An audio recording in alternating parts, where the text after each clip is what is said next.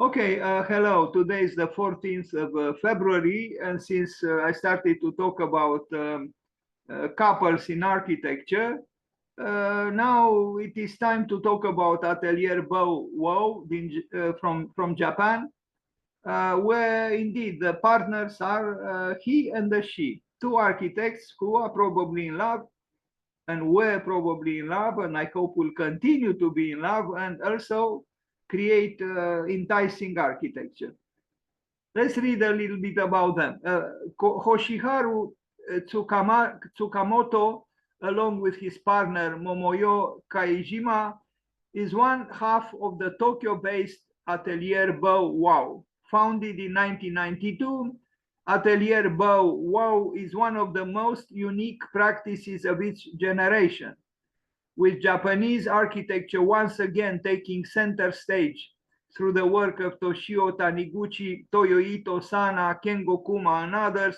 It is refreshing to witness a practice confident enough in itself to shun a particular style. Instead, Bow Wow embraces a kind of accidental urban vernacular, using their research work to chronicle the complex and often unforgiving logic of the city. Acting as urban detectives, Bow Wow has catalogued the agility of Tokyo's fabric to produce radical programmatic collisions made in Tokyo and nuanced micro-architectures, pet architecture. They are continuously experimenting. Bravo to them for this. Bow Wow posits a practice engaged in what they call lively space. This is a kind of space that is willingly infected with the accidents of sight and program rather than trying to control or sterilize them. This fight against control, I think, should animate all of us at all levels. Here they are in their reflections on the table, but we'll see also their faces again. You see, they even have marriage rings. And here they are, young and beautiful and confident, adventurers, pioneers, creators. I love this, making their own destiny, their own way, not other people's ways. Bravo to them. Now, some drawings by them, they build small things. We are not talking here about Imhotep. They don't build pyramids. They build pet architecture, small insertions in the city. But they came to be known. They arrived to some kind of a fame, and as you can see, they know how to build. They know how to assume the technicalities of what a house is. And as Japanese, they are very, very precise, very, very rigorous. But this does not mean that they are not also very poetical, and they are. I mean, when I look at this, it's a cross section through the building, showing the details very, very minutely, but also it's a perspectival section. So it shows, the reality of the building as it was built. And, it's both, technical and, partially artistic, this presentation, this kind of drawing. Bow Wow. I'm using even the name of the team, the name of the architectural practice, because usually our so-called technical drawings are devoid of life. We have renderings on one hand, and then we have so-called technical drawings, which are not sensuous. They are not even, sensitive. They are just technical drawings, but they try to combine the two. And I think it's an interesting attempt here. Sorry. Architect, Atelier Bow Wow. So this is a section through one of the buildings. Another drawing by them. As you can see, they draw everything, but they also show the life within, with people, doing all kinds of activities, which we normally don't do, in a drawing, which also shows, technical things. I think they are interesting.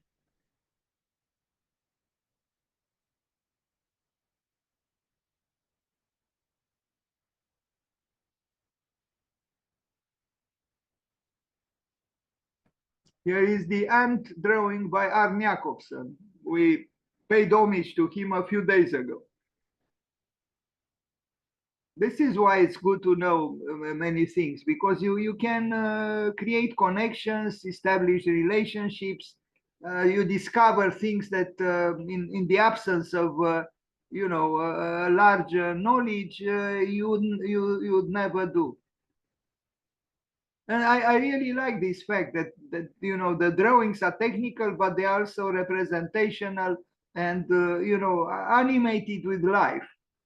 I mean, nobody forced them to, place a human being here in the watchtower, but they want to show that architecture is about, in general, human activity.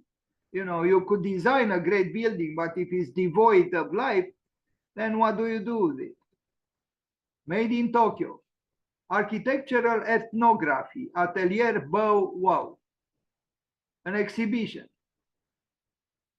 An exhibition because good architects, even when they don't have commissions, they manifest themselves. They have exhibitions, they publish things, and so on. Yoshiharu Tsukamoto and Momoyo Kaijima, 2016, Dunlop University visiting professors.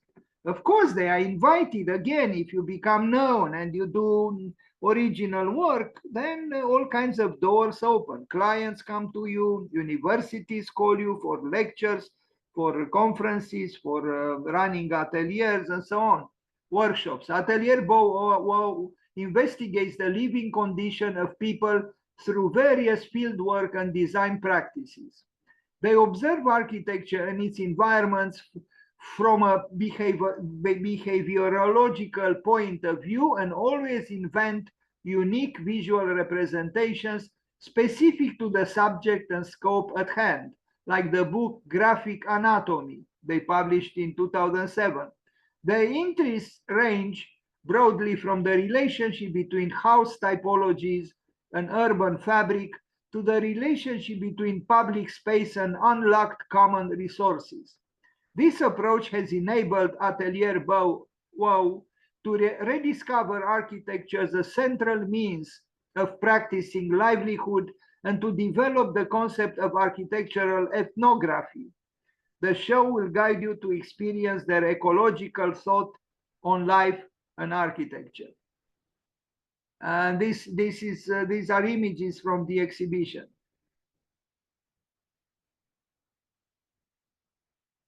And their houses, models of the houses they designed. Bow Wow. BMW Guggenheim Lab, New York. They created this structure, an insertion between two buildings.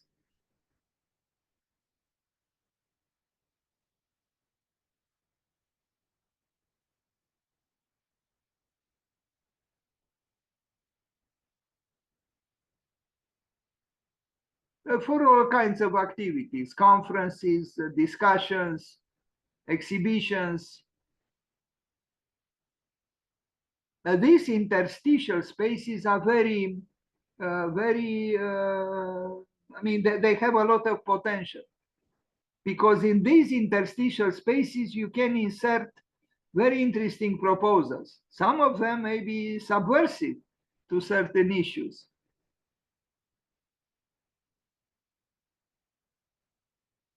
In a way, guerrilla interventions, if we are to call them so, an urban lab.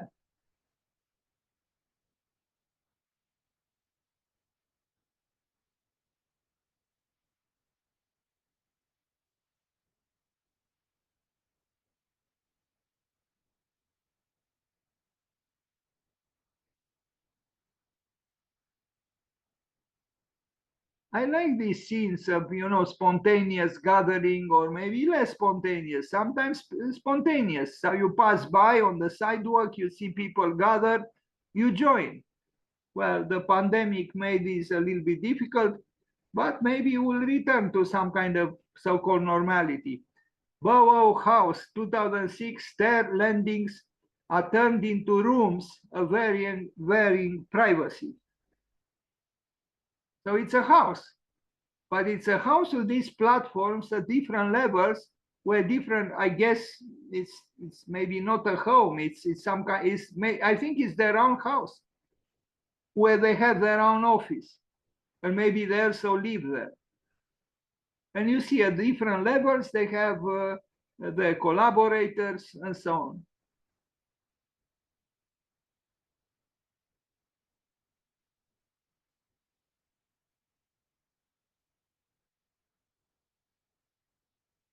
Split Machia. This house, I mean, this is by them. I don't know about the other one. Maybe the other one too, because it's split. So I guess they designed both houses. Bow Wow.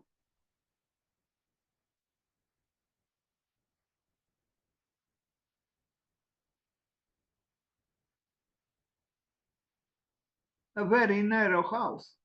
But if it's narrow, it doesn't mean it's meaningless or not very livable. Quite the opposite. It could be very intimate and pleasant.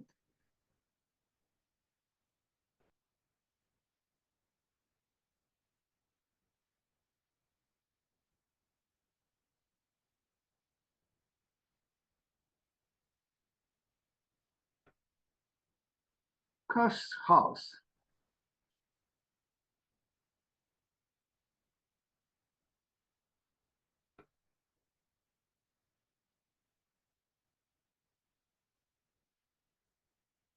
I like the informality. You can tell this is a young architecture. It's a young architecture, but young architectural practice.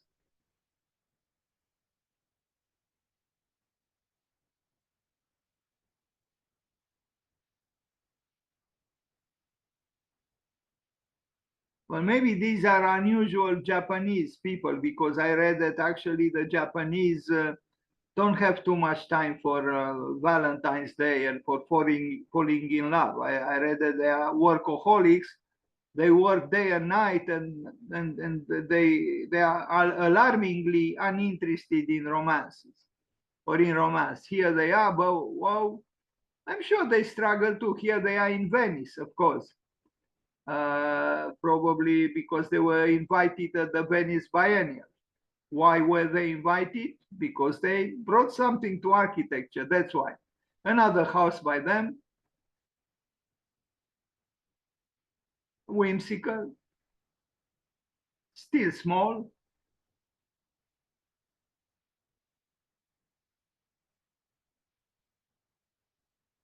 Look at those bicycles hanging from the ceiling there.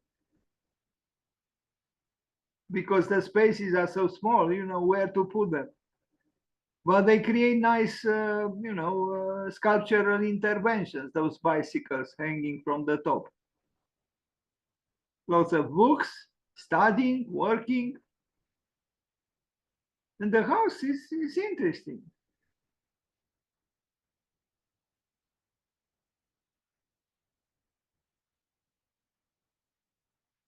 Yoshiharu Tsukamoto, Made in Tokyo came first. And then during the research for Made in Tokyo, we discovered, he said, the idea for pet architecture, or the idea of very small buildings in the city.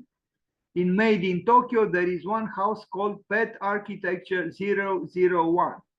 And by the way of this, Kenneth Frampton recommended me a book called Small is Beautiful. I didn't read it, I don't have it, but maybe if you are interested, you can search on the web. This is the title of the book, Small is Beautiful. Well, I guess this Bow Wow architecture firm also believe the same way, and that's why they invented this, naming pet architecture. You see, in truly in very small, fragments of of course, the land in Tokyo is immensely expensive. So, a small piece of land could cost a fortune. What is this? A restaurant? Look, I don't know if they designed the whole house or just, it's unclear to me. Let's see. I don't know exactly what they did. Maybe they designed a restaurant at the top, or, but I really think that there is opportunity in such small interventions, and they could be very rewarding. On one hand, you don't ravish, you know, land and the climate and so on. You have small interventions, but could be architecturally significant. Tower house. Now, this one is indeed more like a tower, but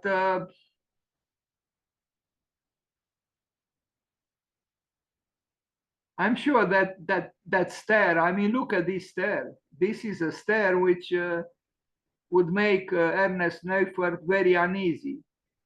But it's okay. The Japanese are fine, and in a small space, actually, you could have a lot of intimacy and could be very pleasant. Even walking on a very narrow and rather abrupt stair.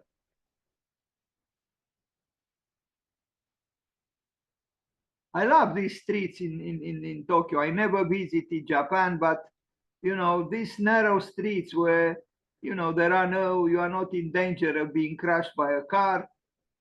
They have a humane scale. It must be pleasant to work on them.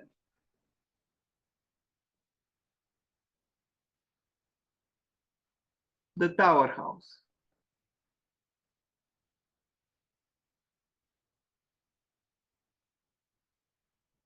I've heard that in Japan, actually, the restrictions of the bureaucracy concerned with the construction are very, very low. That's why there is such a variety of architectural expressions, because they don't have a lot of restrictions, and I think this is beautiful. Practically, you can do a lot, almost anything.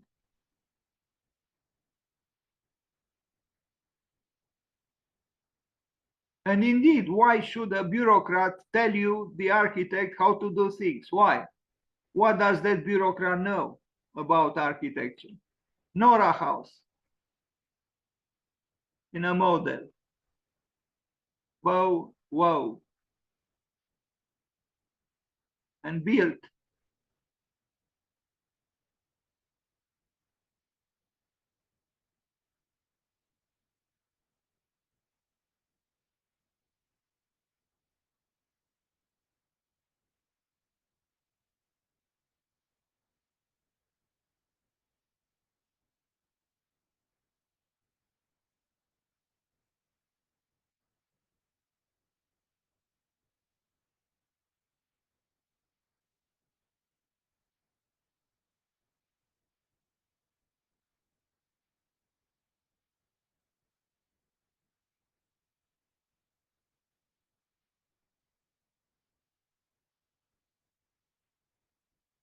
Atelier Bow Wow at the Venice Architecture Biennial 2010. These are the models of their houses.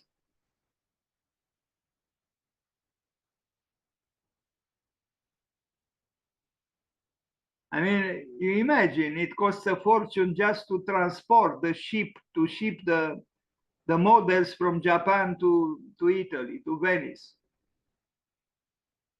Is it a sustainable activity? I'm not so sure. But since that they have the money, I guess it's okay. But I still think it's not very sustainable. Double chimney house.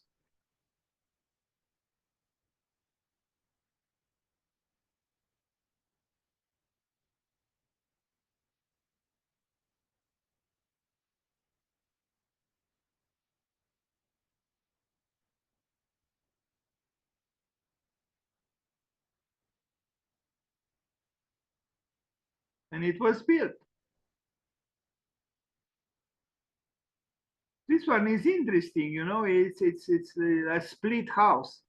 Stephen Hall also has a split house, the Y house, a different architecturally speaking from this one. But you have this house with a built-in duality. But in this case, it's very explicit.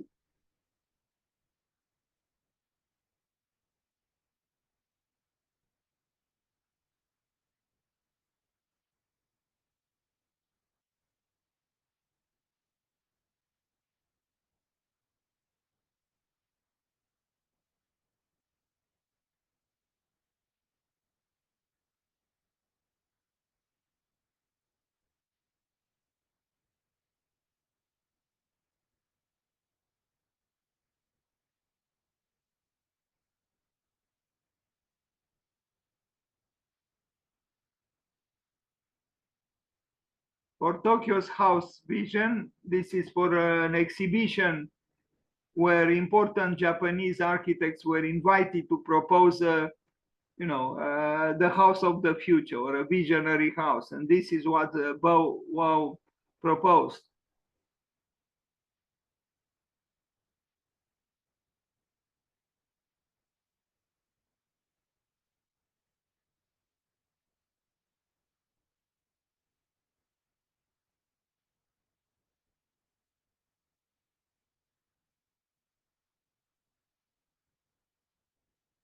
Interesting stair, you know, with the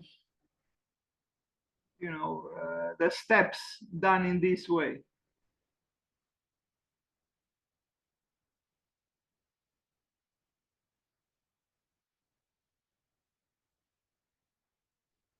Why not?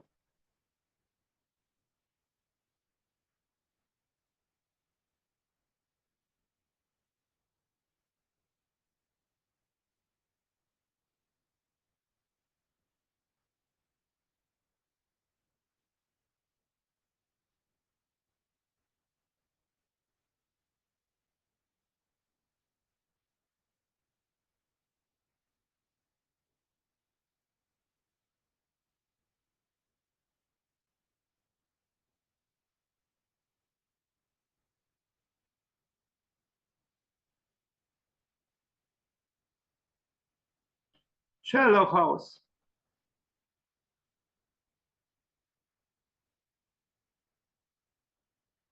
Again, very narrow plots of land. I mean, narrow on one side. But as you can see, anything goes. Das house.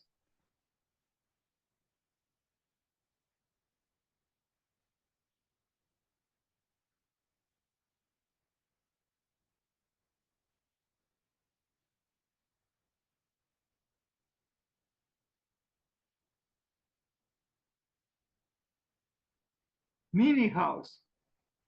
Not so mini, actually. I mean, I expected something smaller, but with a mini car, a nice car though, and not very inexpensive.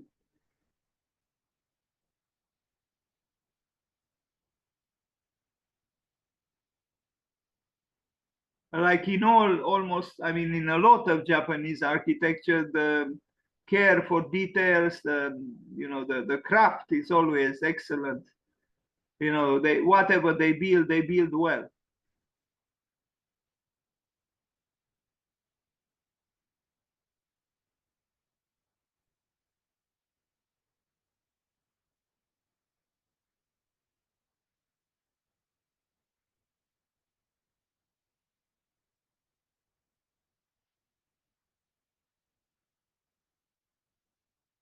Well, the team that created the building, the design is not made up of Japanese people, as you can see. Foreigners working for free because it's known if you work for a known or well-known firm as an intern, you don't expect to be paid. I don't know how to read this book. Anyway, another house, very narrow everything, narrow sidewalks, narrow everything, but the quality is high.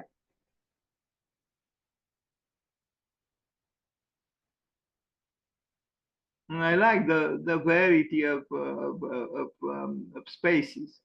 And I notice many Japanese houses where they have a piano in the house. You even wonder how it was brought in. It's not a concert piano, but it's still a piano, maybe an electrical or electronic piano, Yamaha or whatever. The house is actually not so small now seen from this angle.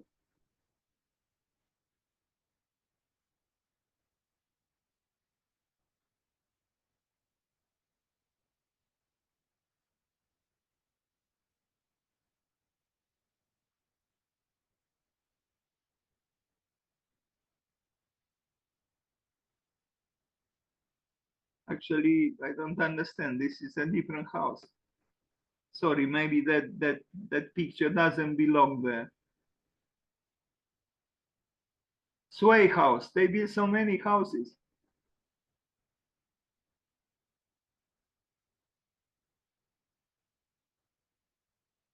And they do walk in the middle of the street because the sidewalk is so narrow.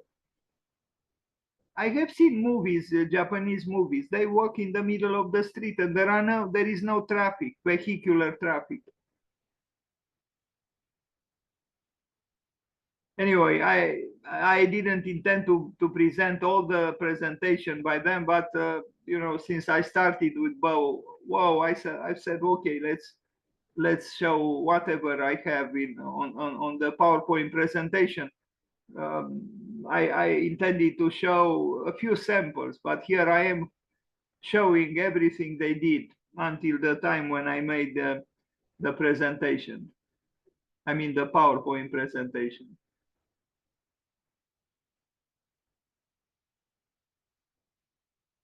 But I like this interlocking of spaces. There is also always some kind of a visual fluidity.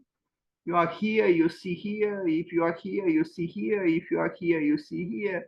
So there is some kind of continuity of space besides the separations.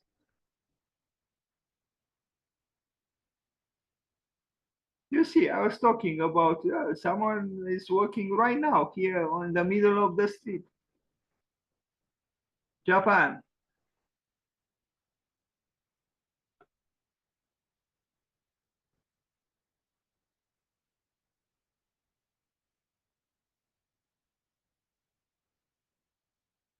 Joie de vivre à Tokyo. Indeed.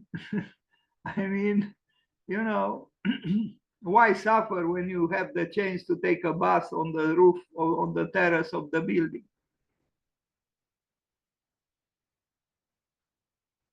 Hanamidori Cultural Center. Well, they didn't build just small buildings, but also larger ones, and here is one of them. And I would say it's not bad.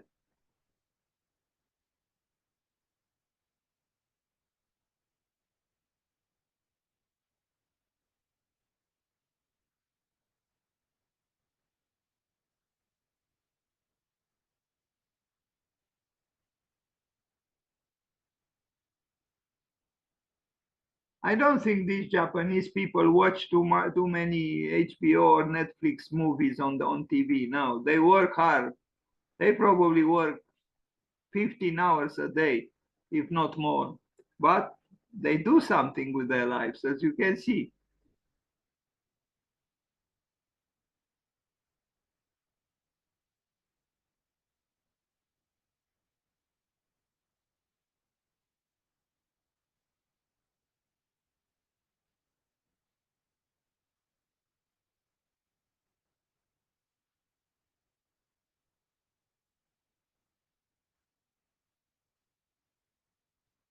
On top of the building, a park.